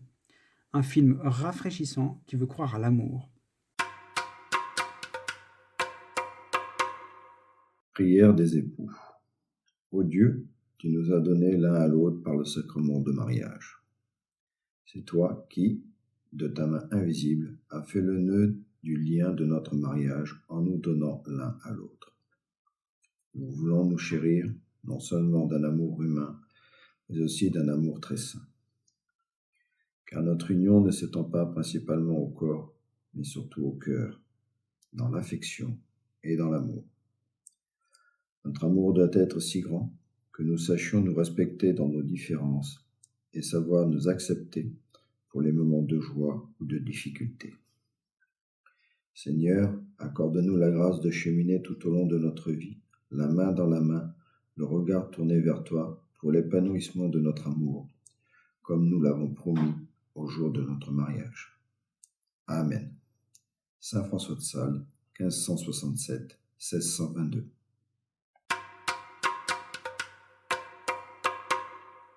Rubrique Vie du mouvement. Regard sur les régions. Marilyn Etienne Cholin vous présente la région Aquitaine. On vous propose une rubrique pour mieux connaître les équipes et les territoires qui composent la super région France-Luxembourg-Suisse et nous l'enrichirons dans chaque lettre d'une nouvelle région. Amis régionaux, préparez-vous pour l'interview. La région Aquitaine, donc, quelle est son identité? C'est une région en expansion avec des créations d'équipes dans tous les secteurs, avec des couples qui restent et peu de turnover. Il fait bon vivre dans la région. La convivialité est essentielle, pas de journée de secteur ou de rassemblement sans apéro. Une attention particulière est aussi donnée à l'intergénérationnel. Une diversité de secteurs, certains ruraux et vastes, Landes ou Dordogne, ou d'autres plus urbains, Pau, Libourne, Bordeaux. Quels sont les bijoux spirituels pour des idées de retraite? Spontanément, on pense à Lourdes, mais ce n'est pas dans la région. Les équipiers y sont malgré tout très attachés. Dans la région, on trouve aussi quelques perles, Par exemple, le monastère de Notre-Dame de Sarance, où 6 frères prémontrés accueillent des retraites, Vallée d'Aspe, dans le Béarn. L'abbaye de Belloc, fondée par des bénédictins, est aujourd'hui tenue et animée par Habitat et Humanisme, dans les Pyrénées-Atlantiques. L'abbaye Notre-Dame de Maïlis, qui permet un ressourcement au rythme des moines bénédictins, dans les Landes. Et le couvent du Brousset, avec un accueil par les frères Carme, un week-end équipe nouvelle et nouveaux équipiers, WIN, y a été organisé récemment, en Gironde. Les bonnes idées des équipiers et des secteurs à partager sans modération. Un bulletin de secteur transmis aux équipiers par WhatsApp, secteur des Landes et de Dordogne. L'instauration d'une soirée de rentrée vin et fromage par le secteur de Libourne et adoptée par les secteurs de Bordeaux. Les équipiers apportent le fromage, le secteur fournit le vin. Vrai succès. La constitution d'une équipe d'animation musicale pour tous les événements de l'année du secteur de Bordeaux. Une expérience nouvelle d'accompagnement spirituel pour la nouvelle équipe Libourne 24, selon les propositions du mouvement, une accompagnante spirituelle dans l'équipe et l'appui d'un prêtre parrain, bientôt l'objet d'un témoignage. Et enfin, une semaine avant chaque temps fort du calendrier liturgique, le secteur des Landes envoie par mail aux équipiers une œuvre d'art avec une prière et une méditation quotidienne.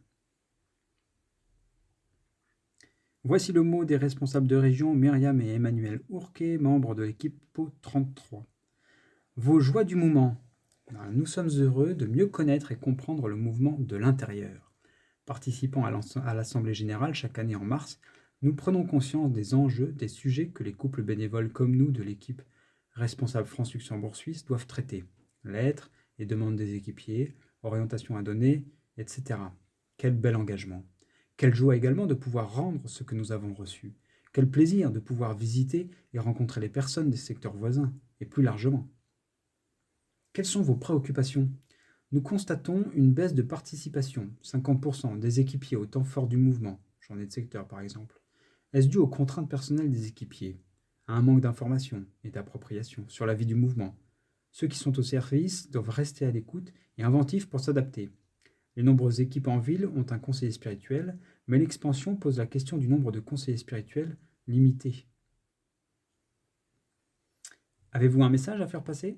Nous souhaitons continuer à prier pour les équipiers âgés des équipes honoraires, et aussi pour les couples en difficulté.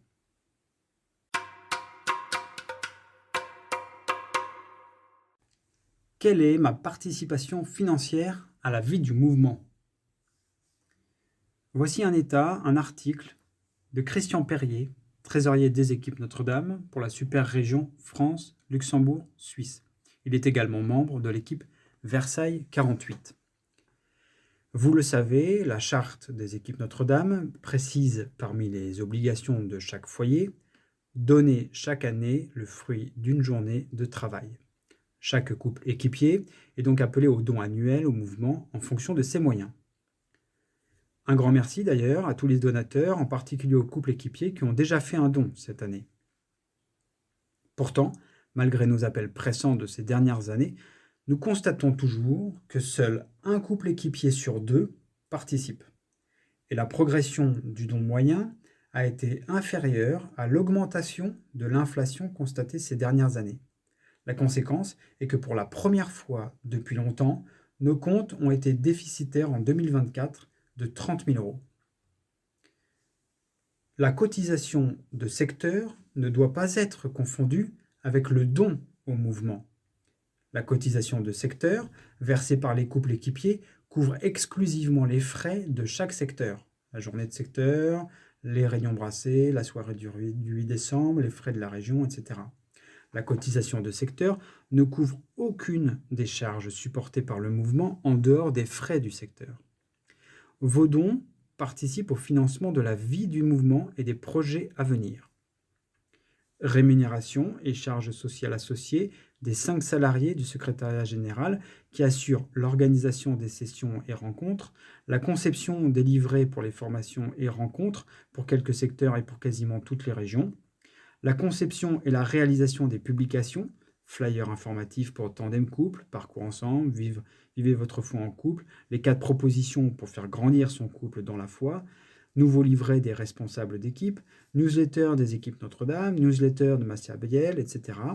la gestion des fichiers avec mise à jour tout au long de l'année et mise à jour des sites internet du mouvement, la communication, la conception du Turinfo en live 2024, les contacts avec la presse chrétienne, etc., la comptabilité, l'impression et l'envoi des documents, dont la lettre des équipes, 5 numéros pour l'année 2024-2025 et désormais 4 numéros pour les années à venir, distribués à 13 000 exemplaires chacune. Le rassemblement des responsables de secteur et de région à Saint-Nicolas chaque année, l'aide aux équipes éloignées géographiquement de la métropole, voyage des conseils spirituels et responsables de secteur pour les sessions à la source du charisme des équipes Notre-Dame et rassemblement de Saint-Nicolas, contribution au fonctionnement du mouvement au niveau mondial, participation au développement international du mouvement, en particulier à Madagascar, soutien financier à l'entretien de la Maison du Couple à Massabielle et à son animation spirituelle, soutien aux équipes Parcours Ensemble, soutien financier aux écoles d'oraison en France et à l'étranger, soutien solidaire du Rassemblement international de Turin en juillet 2024 et financement du numéro hors série Turin 2024, travaux de rénovation des bureaux de la Glacière, du siège français du mouvement, la participation à l'organisation et au soutien logistique du Collège international à Lyon en juillet 2025. Alors, vous l'avez compris, pensons à notre don. Le mouvement a besoin de la générosité de tous les donateurs, en particulier de tous les équipiers, pour financer toutes les actions du mouvement et en particulier les nouveaux projets. Pour cela, rien de plus simple, vous pouvez faire un don par carte bancaire en vous rendant sur l'espace équipier, https://équipier au pluriel, .équipe au pluriel, notre-du-milieu, dame.fr/don au pluriel. Un don par carte bancaire, vous pouvez également envoyer un chèque au siège, au 49 rue de la Glacière, 75 013 Paris, à l'ordre des équipes Notre-Dame. Et vous pouvez également mettre en place un prélèvement sur l'espace équipier. Merci pour votre don, merci pour la vie du mouvement.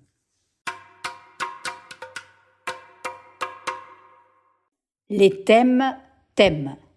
Explication: les thèmes tu aimes.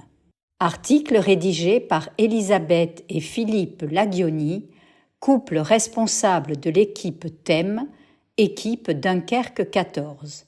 La mise en route. Voici 2 ans que Catherine et Christophe Bernard, anciens couple responsables de l'équipe responsable France-Luxembourg-Suisse, nous ont appelés à prendre la responsabilité de l'équipe thème pour une durée de 4 années.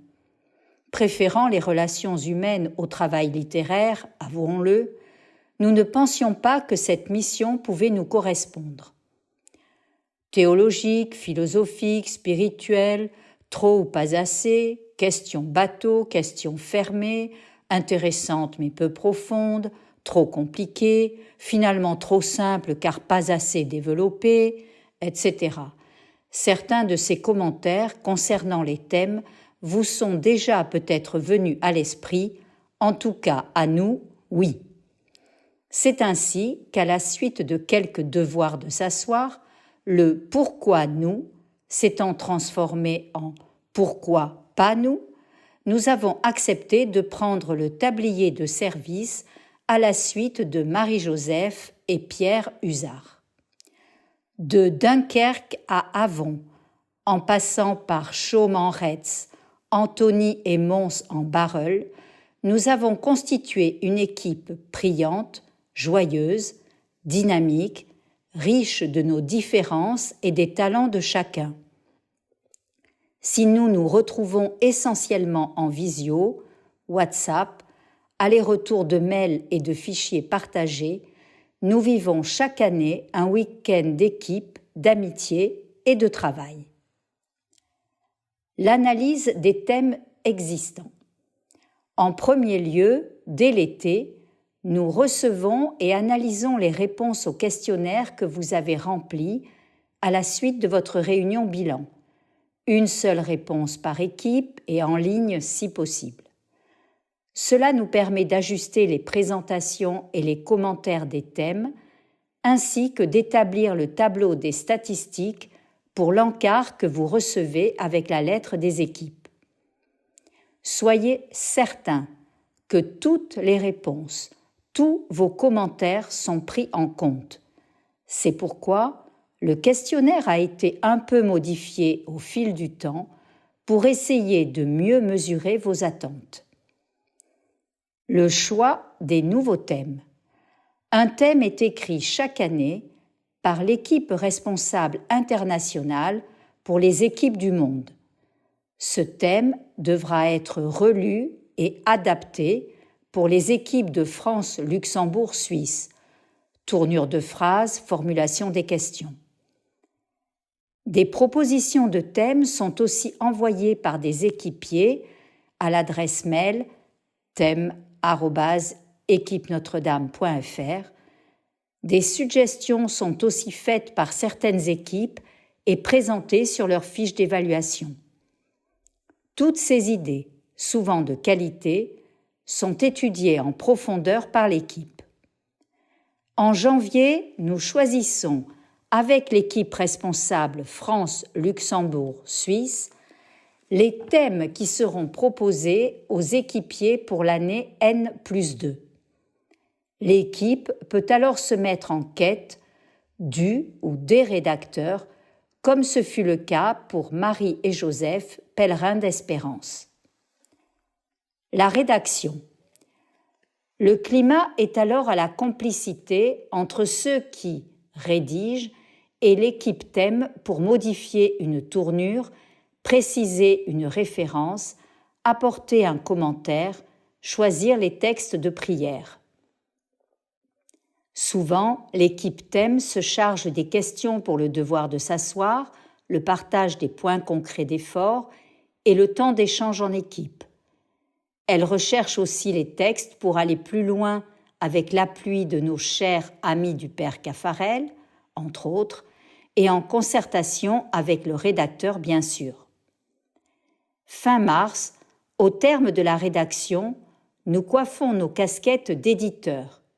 Lire, lire, relire et re-relire, traquer les fautes et en oublier, avant d'envoyer le thème à notre webmaster de la glacière pour la touche finale, illustration, mise en page et derniers allers-retours de lecture avant l'envoi à l'impression, ce qui marque la fin de notre marathon avant l'été.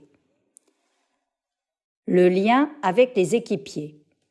Tout au long de l'année, nous essayons également de répondre à vos mails, d'organiser et de faire mettre en ligne les questions complémentaires que vous nous envoyez avec le bouton « Réagir ». Le bouton « Réagir » se trouve sur le site du mouvement dans l'espace « Équipier » au bas de chaque page de présentation d'un thème. Ces questions supplémentaires sont une mine à exploiter sans crainte de l'épuiser et nous remercions vivement les équipes qui acceptent de nous les partager. Avec votre aide, vos prières et soutenue par l'Esprit Saint, l'équipe essaie de continuer à enrichir l'offre des thèmes. C'est un privilège que nous partageons avec les équipiers de la super région France-Luxembourg-Suisse. Des rassemblements comme celui de Turin permettent de rencontrer des Polonais, des Néerlandais et bien d'autres équipiers qui envient notre cinquantaine de titres.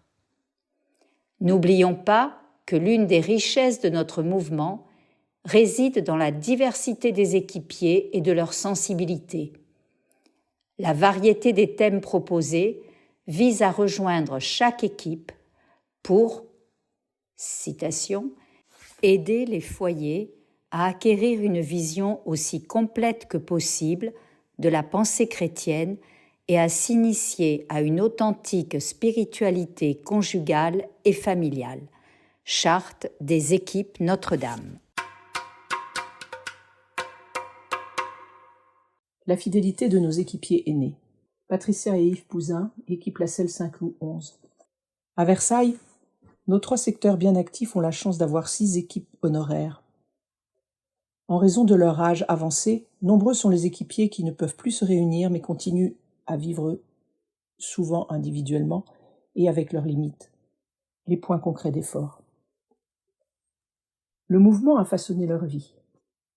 Nous avons pu réunir 9 membres de ces équipes pour un goûter en juin 2025. Une petite organisation pratique a facilité la venue des uns et des autres. Notre après-midi s'est déroulé en 3 temps. Tout d'abord une présentation individuelle de chacun et du seul couple présent. Nous avons été frappés par le fait qu'ils étaient tous entrés aux équipes Notre-Dame il y a plus de 60 ans. Tous jeunes mariés, dans les premières équipes créées par le père Caffarel. Malgré quelques déménagements, la fidélité aux équipes a été le maître mot de leur vie de couple. Quelle vitalité dans leur expression pour partager leur joie d'avoir été dans le mouvement. Un engagement spirituel toujours vivant. Ils nous ont ensuite raconté comment ils arrivaient à vivre encore les points concrets d'effort. L'oraison reste un point difficile qui, même avec l'âge et davantage de temps libre, n'est pas une évidence. Cela nous a rassurés ou au contraire nous a inquiétés pour nos éventuels progrès.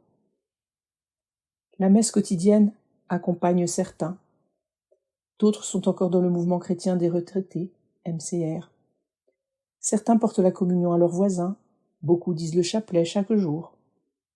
Le Magnificat accompagne leurs prières du soir, en union avec leurs conjoints disparus.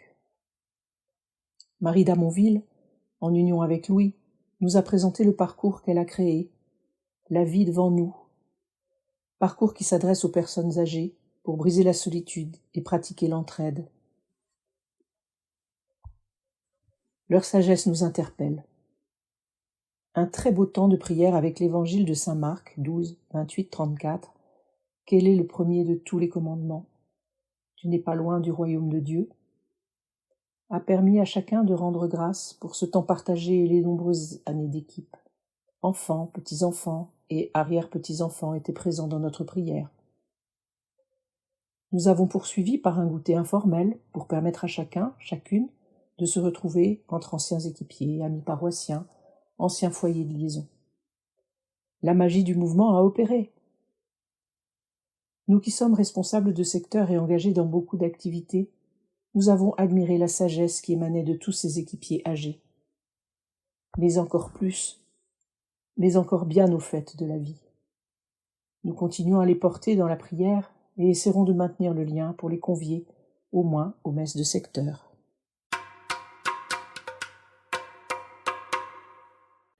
Le Collège international à Lyon. Ricardo Rodriguez et Carmen Marin, couple responsable de la communication et des équipes satellites de l'équipe responsable internationale. Un collège international est une réunion de l'équipe responsable internationale avec tous les responsables des régions du monde entier. Il se tient une fois par an dans une super-région différente. Cette réunion si importante a eu lieu à Valpré, près de Lyon, et a été préparée avec soin par l'équipe responsable internationale et par la super-région qui l'accueille. Cette année, celle de France-Luxembourg-Suisse. 30 couples et 16 conseillers spirituels ont échangé dans les 5 langues officielles des équipes Notre-Dame.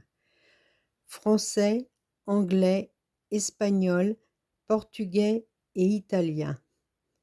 Cette tour de Babel est possible grâce à une merveilleuse équipe de traducteurs qui chaque année offre généreusement ses services. Une rencontre d'échange et d'information. Les collèges sont organisés en respectant un équilibre entre les sessions de formation, les échanges d'informations, les moments d'échange d'expériences et les célébrations. Les pauses entre les sessions sont particulièrement importantes car elles permettent de faire connaissance et de créer des liens qui nous unissent d'une manière très spéciale. Ce sont des occasions privilégiées pour tous, car malgré les multiples possibilités que nous offrent les nouvelles technologies pour communiquer, rien ne vaut une conversation face à face pour établir des liens qui dureront toute la vie. Ces rencontres sont l'occasion pour les membres de l'équipe responsable internationale de donner les informations nécessaires pour leur mission aux couples responsables des super-régions et régions rattachées. En toute transparence, les responsables de la trésorerie rapportent leurs comptes, ceux de la communication et des équipes satellites exposent leurs projets et expliquent comment ils les géreront. Les coordinateurs des zones informent de l'état actuel du mouvement dans toutes ses dimensions géographiques. Ces données peuvent être consultées sur le site web international. Temps fort durant cette rencontre. Chaque année, il y a des temps forts que nous emportons dans nos cœurs et qui ont marqué les participants. Lors du Collège de Lyon 2025, il faudrait leur souligner 3. En premier lieu, la visite à Ars, où Saint Jean-Marie Vianney, plus connu sous le nom du Saint Curé d'Ars, a vécu et est enterré. Saint patron de tous les prêtres catholiques, il fut un promoteur exceptionnel en son temps du sacrement de réconciliation. L'Eucharistie a été célébrée dans le sanctuaire qui abrite son corps. Ceux qui le désiraient pouvaient se réconcilier avec le Seigneur. Nous avons eu le privilège qu'Élisabeth Saléon-Terrasse anime personnellement une réflexion et une prière à l'image du Père Caffarel. Ces moments nous permettent de mettre notre travail et notre service entre les mains du Seigneur. Le deuxième moment, souvenir inoubliable, fut le lavement des pieds. Une expérience qui nous mit symboliquement aux pieds de notre conjoint, comme Jésus-Christ s'agenouilla et servit ses disciples.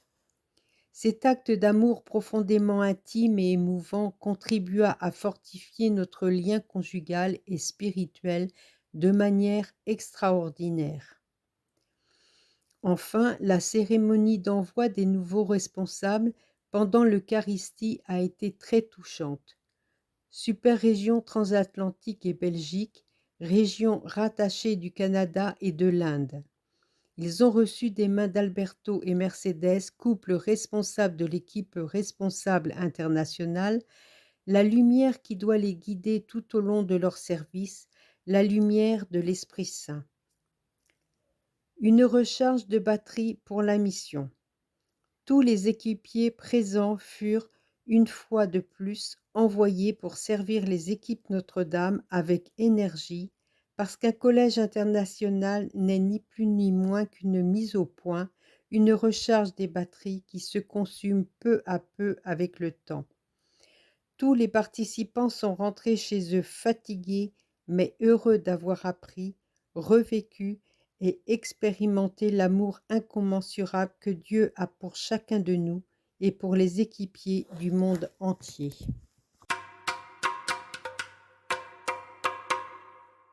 Rubrique Massabielle, la maison du couple. Flash sur la vie estivale à Massabielle de Valérie Billeta, directrice de la maison et en équipe à Limoges 28. L'été, une pause pour se poser et se reposer. Au fil des séjours, nous avons la chance de recevoir des hôtes tous différents. Tout début juillet, après leur première année au séminaire, 20 séminaristes de Paris sont venus à Massabielle. Des temps d'enseignement et de réflexion étaient au programme pendant que nous les faisions bénéficier de la cuisine d'Ali, de lichouseries diverses et variées, mais surtout glacées. Une belle amorce pour commencer leurs vacances. Un témoignage de 2 dames en villégiature, Marie-Claude B et Marie-Claude T. Elles racontent. Ayant connu par le guide Saint-Christophe la maison Massabielle, nous sommes arrivés, accueillis très chaleureusement par Valérie et Éric. Notre séjour avait pour but de visiter Paris. Nos différents moyens de transport, RER, métro, nous ont permis d'aller du nord au sud et d'est en ouest. Notre-Dame, la Tour Eiffel, le Panthéon, les Champs-Élysées, sans oublier ces églises majestueuses, Saint-Eustache, Saint-Séverin, Saint-Étienne-du-Mont, toutes dotées d'orgues impressionnantes. Nous gardons un excellent souvenir de cette semaine ensoleillée, de la bienveillance de nos hôtes et des repas de l'excellent cuisinier de la maison. Le soir, nous rentrions de nos journées bien fatiguées, mais si contentes. Nous vous invitons vraiment à vous lancer dans cette expérience. Pendant l'été, 10 jours pour se faire bichonner. Pendant les 2 mois estivaux, la maison Massabielle a profité de 10 jours consécutifs sans hôte pour se faire bichonner. Une équipe de 3 ouvriers a nettoyé, frotté, briqué toutes les fenêtres de notre belle demeure. 10 jours pour venir à bout des 180 fenêtres. Pendant ce temps, Michel et Françoise, équipiers de Clermont-Ferrand, découvraient le lieu et s'en donnaient à cœur joie pour trier, ranger des cartons de livres au belvédère, tout en taillant, coupant, tutorisant des plantes bien heureuses d'être ainsi traitées.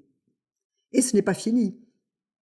Fakri, notre employé polyvalent, domptait une autolaveuse pour nettoyer en profondeur tous les carrelages.